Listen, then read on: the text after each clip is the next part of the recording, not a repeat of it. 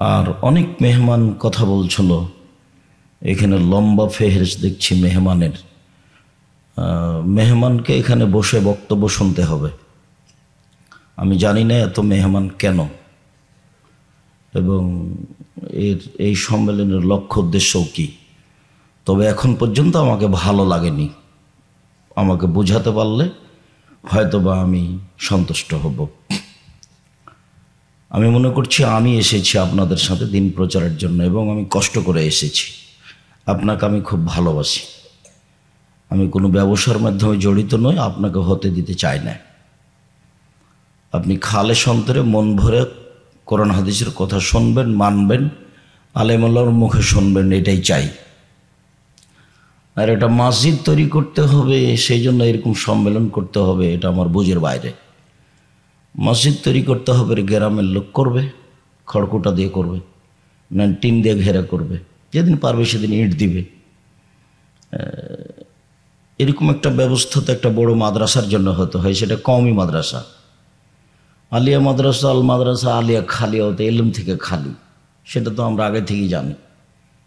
এবং একজন মাওলানা আব্দুল্লাহ সালাফি সাহেব এইসব মাদ্রাসা উনি কওমি মাদ্রাসা করেছিলেন নাকি, পরে আবার আলিয়া হলো নাকি, সেটা আমার বুঝের বাইরে, আমি বিস্তারিত অবগত নই। তবে এখন পর্যন্ত আমাকে একটাও ভালো লাগেনি। সম্মানিত দিনী ভাই বোন, ছেলেরা তোমরা যারা আছো বাইরে ওদেরকে আসতে বলো, নইলে বাইরে ফাঁকা করতে হবে, স্থান ত্যাগ করতে হবে জরুরি ভিত্তিতে। ওখানে গল্প করবে আর আমি কথা বলবে, এরকম দুঃসাহস কেউ রাখে না যেন। আমি আপনার কাছে আসতে বাধ্য নই, আপনাকে আমার মতো হই কথা শুনতে হবে, নইলে স্থান ত্যাগ করতে হবে, নাহলে আমি যাব। আর আপনার সামনে বক্তব্য দিতে হবে এই জিম্মেদারি আমি নিয়েও আসিনি। সম্মানিত দিনী ভাই বোন, এই এলাকার ছেলেরা যারা তোমরা বাইরে যাও, মহিলা পুরুষ যারা যেখানে আছেন, ভদ্রতা বজায় রেখে চলাচল না করে, কথাবার্তা না করে, বিশৃঙ্খলা না ঘটিয়ে সামনে এসে বক্তব্য শোনার চেষ্টা করুন, অন্যথায় স্থান ত্যাগ করতে হবে। সম্মানিত দিনী ভাই বোন, আমরাও তো প্রোগ্রাম করি, জামিয়া সালাফে প্রোগ্রাম হয়। রাজশাহীতে প্রায় 17 লাখ টাকা খরচ আছে এবছরের সম্মেলনে। রূপগঞ্জ নারায়ণগঞ্জ প্রতিষ্ঠানটায় 100 বিঘা জমির উপরে, প্রতিষ্ঠানটায় 100 বিঘা জমির উপরে। ওখানে একটা মসজিদ তৈরি হচ্ছে, 10,000 মানুষ সালাত আদায় করতে পারবে। তো মসজিদের উন্নয়নে এরকম আমরা প্রোগ্রাম করিনি। জামিয়া সালাফি প্রতি মাসে 32 লক্ষ টাকা বেতন লাগে, 519 জন এতিম আছে, 300 জন শিক্ষক শিক্ষিকা আছেন, 5,000-এর ঊর্ধ্বে ছেলে মেয়ে আছে, যেগুলো জনগণের সহযোগিতায় চলে। তা আমরা সম্মেলনে জনগণকে সহযোগিতা করতে পারি, জামিয়া সালাফের জন্য বলি। মসজিদকে এরকমভাবে করতে হবে এটা আমরা কোনোদিন অবগত হয়নি। গাড়ি থামিয়ে টাকা আদায় করে মসজিদ বানাতে হবে না। যারা সালাত আদায় করছে আপোষে গ্রামের লোক, তারাই মসজিদ বানাবে, প্রয়োজনে খড়কুটা দিয়ে, প্রয়োজনে ইট দিয়ে, প্রয়োজনে টিন দিয়ে, যেটা সহজ হবে। সম্মানিত দিনী ভাই বোন, যারা মেহমান হিসেবে এসেছেন তারা চলে গেছেন কিনা আমার জানা নাই। থাকলে পাশে এসে কথা শুনতে হবে, আমি আপনার জন্য এসেছি। আসলেন, আমাদের সামনে কি বললেন না বলেন, কত লাখ টাকা দিলেন চলে গেলেন, এটা চাচ্ছি না। সম্মানিত দিনী ভাই বোন, আমরা অতীব গুরুত্বপূর্ণ একটা বক্তব্য ধারাবাহিক শুনছিলাম, তা হলো দান। ইবাদতের জগতে সবচেয়ে শক্তিশালী ইবাদত দান। এটা আজকে খুব ভালোভাবে অবগত হচ্ছিলাম বলে আমিও শুনছিলাম ঘর থেকে। জি, একথাই ঠিক যে ইবাদতের জগতে সবচেয়ে শক্তিশালী ইবাদত দান। সালাত আদায় করে জান্নাত পাওয়া যায়, জান্নাত কিনা যায় না। হজ করে জান্নাত পাওয়া যায়, জান্নাত কিনা যায় না, যেতে পারে। তাসবিহ তাহলিল জিকির আজকার করে জান্নাত পাওয়া যায়, যেতে পারে, কিন্তু জান্নাত কিনা যায় না। দানই এমন একটা ইবাদত যা দিয়ে জান্নাত কিনা যায়, একথা আল্লাহ বলেছে। যার কারণে আমরা কোরআন হাদিসের ভিত্তিতে বুঝি ইবাদতের জগতে সবচেয়ে শক্তিশালী ইবাদত হলো দান। আর এর কারণে আল্লাহ রাসূল দুইটা কথা খুব গুরুত্ব সহকারে বলেছেন যে সবাকে দান করতে হবে। তখন সাহাবীগণ বললেন, যদি সবাই দান করতে না পারে কি করবে? তখন আল্লাহ রাসূল বললেন, তাহলে মানুষের বাড়িতে কাজ করবে। টাকা তো নাই, তো দান করবে কি করে? তো মানুষের বাড়িতে কাজ করে দান করবে। তো সাহাবীগণ বললেন, যদি মানুষের বাড়িতে কাজ করতে না পারে তাহলে কি করবে? তাহলে অসহায় মানুষের সহযোগিতা করবে, বুদ্ধি পরামর্শ দিবে। তো সাহাবীগণ বলছেন, এটাও যদি না পারে তাহলে কি হবে? তখন আল্লাহ রাসূল বলছেন, তাহলে তাসবিহ তাহলিল করবে। এক বর্ণনায় এসেছে, আর এক বর্ণনায় এসে যে নিজেকে পাপ থেকে ঠেকিয়ে রাখবে, এটাই তার সাদকা, এটাই দান। তো আমাদের দেশে ভারত, বাংলাদেশ, পাকিস্তানে টাকা আদায় করে মাদ্রাসা চলতো, যার কারণে দান যে একটা ইবাদত এ কথা মানুষ ভুলে গেছে। দিয়ে মানুষ মনে করেছে যে দান চাই তার প্রয়োজনে, দান যে আমার প্রয়োজনে চাই, এটা উল্টে গেছে। দান মূলত মানুষের প্রয়োজনে, কিন্তু আমাদের দেশে বুঝলো মানুষ যে দান চাচ্ছে তার প্রয়োজনে। তো যে দান চাচ্ছে, এই ছেলে, ওই যে মহিলা মানুষ ঢং ঢং করে হাঁটছে, হ্যাঁ হ্যাঁ করে, তুমি দেখতে পাও না? যাও পাহারা দাও, যাও পাহারা দাও। কি করো তোমরা গ্রামের ছেলে? মেয়ে মানুষ হ্যাঁ হ্যাঁ করে হাসছে, চলে যাচ্ছে, দেখো না, আমি শুনতে পাই। পাহারা দাও, একবারে যেন পিপিলিকা পার হতে না পারে, ওখানে দাঁড়াবা, মধ্যে দাঁড়াবা, এখানে দাঁড়াবা। আমি আব্দুর রাজ্জাক বিন ইউসুফ, তোমার গ্রামে না আসলে তুমি খুব ভালো করেই চিনো, আর তোমার এখানে কথা বলতে হবে, এই জিম্মেদারি আমি নিয়ে আসিনি। তুমি আমাকে টাকা দিবে, সে টাকা দিয়ে গাড়ি চালিয়ে যাবো বাড়ি, এ পর্যন্ত আমার হিসাব নাই। আমার জীবনে আমি কোনোদিন মানুষের 5 পয়সার হিসাব করিনি, 5 পয়সার হিসাব করিনি, ভাবিনি আমি কোনোদিন। 90 সাল থেকে মাঠে আছি, 90 সাল থেকে, 90 সাল থেকে নিয়ে এখন পর্যন্ত কোনোদিন মানুষের কাছে পথ খরচ পাথেও চেয়েছি। এটা প্রমাণ হয়ে গেলে জাতির সামনে বক্তব্য দেব না। তোমরা ডেকে নিয়ে এসে সম্মান করতে চেষ্টা করো, জীবন বাজি রেখে সম্মান চেষ্টা করবো। ওখানে দাঁড়াবা, এখানে বাহিরে দাঁড়াবা। যারা বাহিরে আছে তারা তো বুঝতে পারে না। মহিলা মানুষ এসেছে, গল্প করতে করতে, হ্যাঁ হ্যাঁ করতে করতে ঢং ঢং করে এসেছে, আবার চলে যাচ্ছে। কেন যাচ্ছে? তার স্বামী নাই, এই জন্য যাচ্ছে। কেন যাচ্ছে? স্বামী যা আছে, ও কা পুরুষ, ওকে দিয়ে কি করবেন আপনি? বাপ নাই সেজন্য যাচ্ছে। তো বাপ তো আমি বলিনি, ওটার চাচা, আমি কথা বলেছি, ওর তার সৎ বাপ। সৎ বাপ যার কারণে জিম্মেদারি পালন করানো, তো যাবেই। ওর মা নাই, তার কারণে এভাবে যাচ্ছে। ওর মা তো নাই, ওর মা যেটা ও বলছে ওটা তোর মা না, ওটার খালা, ওর সৎ মা। মা তো মা হয়, যার গতিবিধি নিয়ম নীতি মা। এ তো বহুদিন বলেছি, মা হলে 4টে জিনিস লাগে। বুখারী মুসলিমের হাদিস, মা হলে 4টে জিনিস লাগে। 1, মা মেয়েকে বিদ্যা শিখাবে। 2, মা মেয়েকে শিষ্টাচার শিখাবে। বুখারী মুসলিমের হাদিস। তো হ্যাঁ করে হাসচার চলে যাচ্ছে, এটা কোন শিষ্টাচার?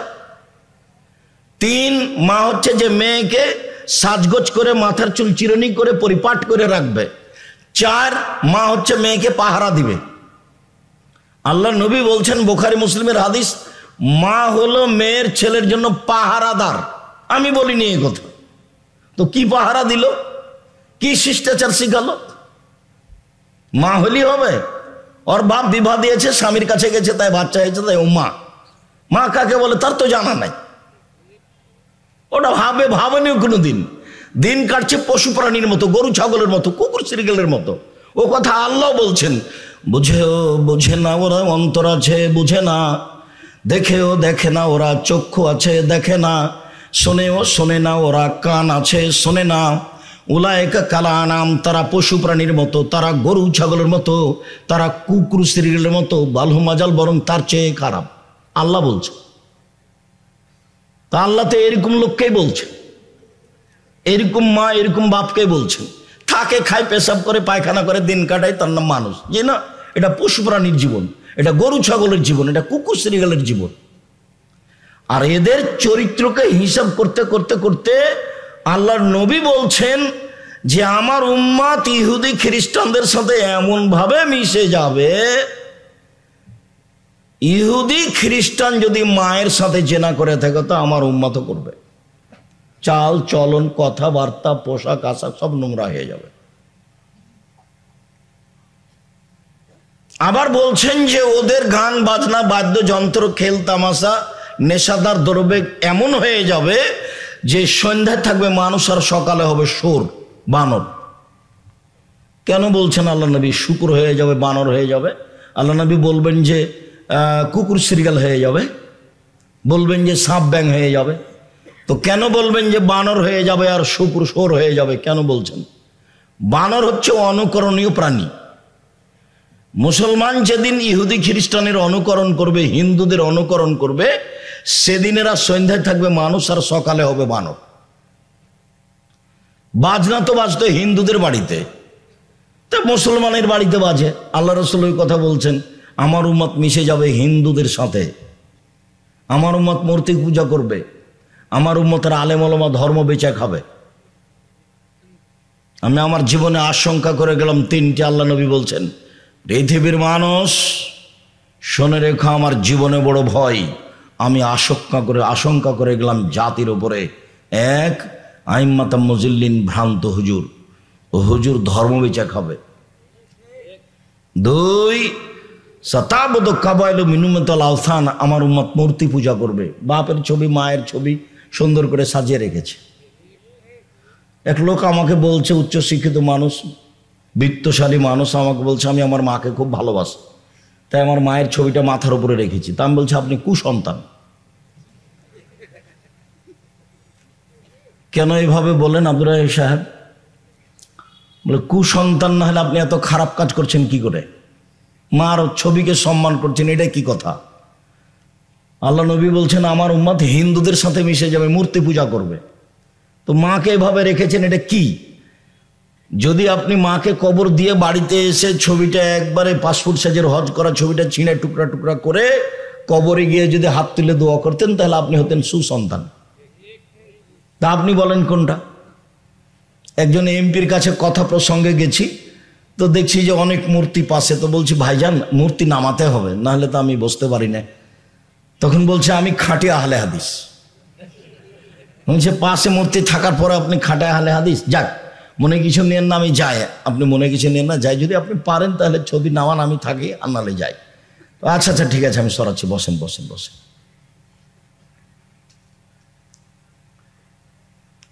সম্মানিত দিনী ভাই বোন, আফসোস করে আল্লাহ রাসূলের কথা বলছেন। তো সন্ধ্যায় থাকবে মানুষ, সকালে হবে বানর। কেন? যখন এরা ইহুদি খ্রিস্টান হিন্দুদের কি করবে? অনুসরণ করবে, অনুকরণ করবে। অনুকরণ করে কোন প্রাণী? বানর। তারপরে বলছেন শুয়োর হয়ে যাবে শুকুর। তো মানুষ শুকুর শুয়োর হবে কেন? অনুভূতিহীন প্রাণী পৃথিবীতে একটাই, সেটা হলো শুকুর, শুয়োর। কোনো প্রকার অনুভূতি নাই। গরুর অনুভূতি আছে। এখানে একটা গরু জবাই করেছেন, আর একটা গরু নিয়ে আসেন, টেনে নিয়ে আসতে পারবেন না ওখানে। দেখেননি এটা? আমার কথা বুঝতে পারলেন কি? আর এটা এখানে আছে গোবর, গোবরের ওখানে ঘাস উঁচা হয়ে আছে, ওই ঘাস গরু খাবে না। তার মানে তার অনুভূতি আছে। পৃথিবীতে একটা প্রাণী আছে, তার নাম শুকুর, শুয়োর। কোনো অনুভূতি নেই। যেদিন মুসলমানের কোনো অনুভূতি থাকবে না, একসাথে বসে ছেলে মেয়ে জামাই মা বাপ টিভি দেখছে, বিশাল টিভি, ল্যাংটা মেয়ে আসছে, সবাই বসে আছে, জামাই বসে আছে, বেটি বসে আছে, শ্বশুর আছে, শাশুড়ি আছে, সবাই বসে আছে। এরা এখন কুকুর শৃগাল, এরা পশু প্রাণী। তখন এদের অনুভূতি আর নেই। ও সন্ধ্যা থাকবে মানুষ, সকালে হবে শুয়োর। বুখারী মুসলিমের হাদিস, হবেই। সম্মানিত দিনী ভাই বোন, রাসূল সাল্লাল্লাহু আলাইহি ওয়াসাল্লাম বললেন মা হলে চারটা জিনিস লাগে। এক, মা মেয়েকে বিদ্যা শিখাবে। কি বিদ্যা শিখালো যে ল্যাংটা হয়ে গেল, ভুরু তুলে চিকন করলো? কি বিদ্যা শিখালো? কি বিদ্যা শিখালো যে মাথার চুল ছোট করলো ইহুদি খ্রিস্টানের মতন? কি বিদ্যা শিখালো যে মেয়ে একবারে এ পরে আছে, স্কিন পায়জামা পরে আছে? কি বিদ্যা ওটা? ওটা আবার কোন বিদ্যা? রবি ঠাকুরের গান সবাই বলছে, ও আমার ওমা তোমার আকাশ তোমার বাতাস। ঠাকুর বলল ও কালিমা তোমার আকাশ, ও কালিমা তোমার বাতাস। বাঙালি ছেলে মেয়ে ঘুম থেকে উঠে বলছে ওমা তোমার আকাশ, ওমা তোমার বাতাস। আরে রবি ঠাকুর পৃথিবীতে মুসলমানের সবচেয়ে বড় শত্রু। রবি ঠাকুর ঢাকা বিশ্ববিদ্যালয়ের শত্রু। রবি ঠাকুর বাঙালিদের শত্রু। রবি ঠাকুর সবচেয়ে বড় ইংরেজদের বড় দালাল। ইংরেজদের হাতে যখন আমরা মহিলা পুরুষ নির্যাতিত, আমাদের মা চাচি খালা ফুপুরা, তখন রবি ঠাকুর লন্ডনে বসবাস করে। এই দালাল রবি ঠাকুরের গান সকালে উঠে ছেলে মেয়ে বলে, ওমা তোমার আকাশ, ওমা তোমার বাতাস। আমি বললাম তোর বাপের আকাশ? তো আজকের নতুন কথা নেই, 30 বছর থেকে বলছি, 90 সাল থেকে মাঠে আছে। আপনার চলে, আমার চলে না, আমার ছেলে মেয়ে বলে না এগুলো। আপনার চলছে, কিভাবে চলছে তা আমি জানি না, তবে চলার কথা নয়। দেখেন একটা বই পাবেন, পড়া যখন যাবেন তখন দেখেন আছে কিনা। বইয়ের নাম হলো শিক্ষা বনাম জাহেলিয়াত। আপাতত 1 থেকে 10 পর্যন্ত না করা হয়েছে, এটা বিদ্যা নয়। তারপর বলা হয়েছে কেন এই নির্যাতন, কি তার প্রতিকার। তারপর বেগম রোকেয়া তো লিখেছে যে অবরোধবাসিনী, তো লিখা হলো এখন কেন হব অবরোধবাসিনী। বেগম রোকেয়া তো মুসলমানের পর্দা, মহিলাদের পর্দাকে কবর দিয়ে গেছে, কথায় কথায় নিন্দা করেছে। আপনি দেখেন, আমি জানি না এই বই পড়েছেন কিনা, অবরোধবাসিনী। 1 মিনিট, আপনাদের ট্রেন স্টেশন যেটা সবচেয়ে বড়, সেখানে একটু কথা বলে আমি আলোচনায় চলে আসি। সেটা হলো কথার কথা, টাঙ্গাইল জেলার কিছু পরহেজগার মহিলা হজ করতে যাবে, তো ট্রেন স্টেশনে গেছে।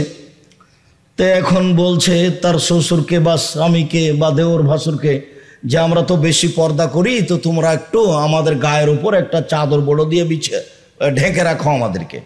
তো ভাবে ঢেকে রেখেছে। এখন স্টেশন মাস্টার বিকালে যাচ্ছে যে দেখি প্ল্যাটফর্মে কিছু পড়ে আছে নাকি, তো দেখছে কতগুলো বস্তা, মানে ঢাকা আছে যে বস্তার মতো লাগছে। তখন পা দিয়ে এরকম লাথি মেরে দেখাচ্ছে, এগুলো কিসের বস্তা গো, এগুলো কিসের বস্তা। বেগম রোকেয়া দেখাচ্ছে, মহিলাগুলোকে কি করে দেখাচ্ছে, বস্তা লাথি মেরে দেখাচ্ছে। বেগম রোকেয়া আপনাকে ভালো লাগে, আমাকে কোনোদিন ভালো লাগেনি, ও কবর দিয়ে গেছে আমাকে। আপনাকে কেন ভালো লাগে, আপনি পড়াশোনা জানেন না এই জন্য। তো আমি তো বলেছি 90 সাল থেকে, 1971 সাল থেকে না এখন পর্যন্ত কোনো শিক্ষিত মানুষ শিক্ষামন্ত্রী হয়নি। দল দিয়ে কি করবেন আপনি, দল দিয়ে তো জাতির টাকা পয়সা লুটে খাচ্ছেন। কে কাকে চিনে না, সবাই সবকে চিনে। দেশের উন্নয়নের নাম দিয়ে কোটি কোটি টাকা লুটে খায় যারা। আব্দুল্লাহর বক্তব্য আপনারা শোনেন, এদের মধ্যে কারোর ন্যায়পরায়ণতা নেই, এরা কেউ বিশ্বস্ত মানুষ নেই। জাতির কি করবে, ওর জন্মই মিথ্যার উপরে, ওর জন্মই প্রতারণার, জাতির কি করবে ও। আর এই তো নির্বাচন পদ্ধতি তো খ্রিস্টান আব্রাহাম লিঙ্কনের পদ্ধতি। এটা হলো ইলেকশন, এটাতে মুচিও নেতা হবে, চোরও নেতা হবে। উমর রাদিয়াল্লাহু তাআলা যেটা বললেন সেটা হলো সিলেকশন, জ্ঞানী গুণী বসে এক জায়গাতে নেতা নির্বাচন হবে। তো ইলেকশন দিয়ে আপনি একটা ন্যায়পরায়ণ নেতা বের করবেন, তার নাম হলো উমর, এটা হলো সিলেকশন দিয়ে হতে পারে, মানে পদ্ধতি উল্টা। ঠাকুর বললো উমর তোমার আকাশ তোমার, আরে ঠাকুর বলছে ও কালিমা তোমার আকাশ, ও কালিমা তোমার বাতাস। সারা বাঙালি পুরুষ নারী সবাই বলছে ও কালিমা তোমার আকাশ, ও কালিমা তোমার বাতাস। আমি তো কোনোদিন বলিনি। সম্মানিত দিনী ভাই বোন, মা কাকে বলে? মাই তো বুঝলো না যে আমি কি দিয়ে মা, সৎ মা। সৎ মার বাস্তবতা বুঝেন না। এই যে দেখেন সৎ মা দেখাচ্ছি, ওই ঘর থেকে তার নিজের পেটের মেয়ে এসেছে, ও বসে আছে এখানে। তখন বলছে আম্মু আসো আসো, আম্মু বসো, আম্মু কি খেয়েছো, আম্মু খেয়েছো। এবার সৎ মেয়ে আসছে, এখানে আলি কেন, এখানে আলি কেন, যা ও ঘরে যে তোকে বসতে বললাম, যা ওই ঘরে বস। ওটা সৎ মা। তো এই সৎ মাকে কি শিখাবে? কিন্তু সৎ মা হ্যাঁ করে হেঁটে চলে যাচ্ছে, ওটা ওর মা, সৎ মা। আঙ্গুলের নখ দেখেন, নখ বড় আছে, নেইল পালিশ দেওয়া আছে। ও তো ইহুদি খ্রিস্টানদের পতিতালয়ের মেয়েদের কাজ। নখে নেইল পালিশ দেওয়া, নখ বড় রাখা কার কাজ? ইহুদি খ্রিস্টানদের পতিতালয়ের মেয়েদের কাজ। তো ওটা ওর মা, ওকে খালা বলবে না তো মা বলবে কেমনে? ওকে সৎ মা বলে ডাকবে। যেই মায়ের মেয়ের নখ বড় আছে, নখে নেইল পালিশ আছে, সেই মেয়ে যদি মাকে মা বলে ডাকে তো অন্যায় হবে। এটা ওকে সৎ মা বলবে। তো মায়ের দায়িত্ব পালন করেনি, দায়িত্ব কি জিনিস তার জানাও নাই। বাপও দায়িত্ব পালন করে না। আল্লাহর নবী বললেন যে 3টে মেয়েকে যদি লালন পালন করে তাহলে মেয়ে 3টে বিচারের মাঠে তার জন্য অন্তরাল হয়ে যাবে। মানে ওইদিকে থাকবে জাহান্নাম, এদিকে থাকবে বাপ আর মেয়েরা মধ্যে থাকবে। আল্লাহকে বলবে যে আমার আব্বাকে আগে জান্নাতে দিতে হবে, তারপরে কোনো কথা। এই যে বেঁকে গেলাম, আগে দেন আমার আব্বাকে জান্নাতে, তারপরে কোনো কথা। 3টা মেয়েকে লালন পালন করবে। তো লালন পালন কিভাবে? তখন আল্লাহ রসুল বলছেন, 1 আল্লামাহুন্না, তাকে বিদ্যা শিখিয়ে দিল, ঘুরেটা তো ওটাই আসলো। 2 আদ্দাবাহুন্না, মেয়েকে শিষ্টাচার শিখিয়ে দিল, তাহলে ঘুরে তো ওটাই আসলো। 3 আহসানা ইলাইহিন্না, মেয়ের সাথে ভালো আচরণ করলো, খাস্টা মেষ্টা করলো না, সৎ মেয়ের সাথে যেমন করে তেমন করলো না, ভালো করলো। তখন এই মেয়ে 3টাকে হয়ে যাবে, অন্তরাল হয়ে যাবে। 10টা ছেলে যদি মাস্টার ডিগ্রি পাস করান, 1 নেকি হবে না। তো করাবেন কেন? জন্ম দিয়েছেন এই জন্য। জিম্মেদারি পালন করবেন, জন্মের সাথে সাথে তাহানিক করবেন, 7 দিনে দিনে আকিকা দিবেন, দিতেই হবে ভিক্ষা করে হলেও। এ তো কুরবানি নয় যে দিলে ভালো, না দিলেও হলো। ভিক্ষা করে হলে আকিকা দিতে হবে, 7 দিনের দিনই দিতে হবে। 14 দিনে চলে না, 21 দিনে চলে না, জীবনে একদিন চলে না। হুজুরে বলেছে, বলুক হুজুরে, আমি বলিনি কোনোদিন। 7 দিনের দিনই দিতে হবে। কানা হোক, ন্যাংরা হোক, খোড়া হোক, যেটাই হোক না কেন, ছাগল ছাগি, ভেড়া ভেড়ি, দুম্বা দুমি, বাপের জিম্মেদারি। খাতনা দিতে হবে, কোনো অনুষ্ঠান নেই। আকিকার আপনি অনুষ্ঠান খাওয়াতে পারেন মানুষজনকে, নিজে খাবেন। আকিকার গোস্ত বাপ মাই খাবে, আকিকার গোস্ত বাপ মাই খাবে, দাদা দাদি খাবে। তো বলছে আকিকার গোস্ত বলে বাপ মাকে খাওয়া হয় না। বাড়ি কোথায় বলে ইয়েতে, আপনার গাজীপুর। কি ব্যাপার, গাছ টাছ এখনো জঙ্গল হয়ে আছে নাকি? মানুষজন যেতে পারে না? কি দিয়ে বুঝলেন যে বাপ মা খেতে পাবে না? বাপ মাই খাবে আকিকার গোস্ত, দাদা দাদি খাবে। ভালো লাগলে পাড়া প্রতিবেশীকে দিবে, দিয়ে খাওয়া ভালো। সেই জন্য এটা কুরবানির গোস্ত নয় যে দিতে বাধ্য। কুরবানির গোস্ত নেকির জন্য আল্লাহ বলছেন ওকে দিতে হবে, ফকির মিসকিনকে দিতে হবে, আপনি দিতে বাধ্য। আর আকিকার গোস্ত নিজের গোস্ত। 7 দিনের দিন মাথা নেড়ে করতে হবে, নাম রাখতে হবে, মাথার চুল সম পরিমাণ রূপা হিসাব করে দান করতে হবে। এগুলো বাপের জিম্মেদারি। ছেলেকে পড়াশোনা শিখাবে, 1 নেকি হোক আর না হোক জিম্মেদারি পালন করবে। নেকি তো সব মেয়ের ব্যাপারে, নেকি সব মেয়ের ব্যাপারে। তো মেয়েকে কি শিখালো? কেন হ্যাঁ হ্যাঁ করে হাসছে আর হাঁটছে? কেন হাসছে আর যাচ্ছে? কি শিখালো? ও বাপ, ও সৎ বাপ, ও মা, ও সৎ মা। পশু প্রাণীর মতো দিন কাটে, গরু ছাগলের মতো। আপনি সভ্য বলেছেন, আমি আব্দুর রাজ্জাক বিন ইউসুফ জীবনে সভ্য বলিনি। যারা একসাথে বসে টিভি দেখে, যারা এইভাবে ছেলে মেয়েকে রাস্তায় ঘুরায়, নগ্ন পোশাকে মেয়ে চলে, স্কিন পায়জামা পরে থাকে, বাপ মাথায় টুপি থাকে, এইকে যদি আমি অশিক্ষিত প্রমাণ করতে না পারি, পশু প্রাণীর মতো যদি প্রমাণ করতে না পারি, এদেরকে যদি বন্য অসভ্য বর্বর প্রমাণ করতে না পারি, আমি আব্দুর রাজ্জাক বিন ইউসুফ আজকে টাঙ্গাইলের শেষ অংশে বক্তব্য শেষ করলাম, জিন্দেগিতে বক্তব্য দেব না। আর এই কথা বলে আসছে 90 সাল থেকে, মানে 35 বছর চলছে।